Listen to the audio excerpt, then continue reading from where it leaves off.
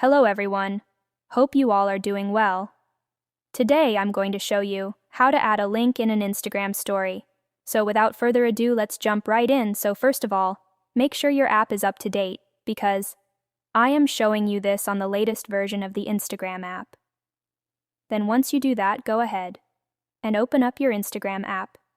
And now let's add a new story. So I'm going to swipe right and choose a random image.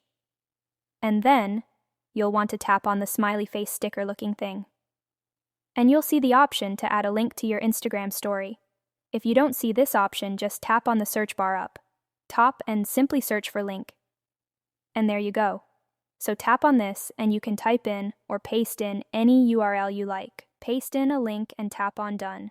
And boom, it's as easy as that. You can tap on it to change how it looks. You can move it around anywhere in the story and change its size.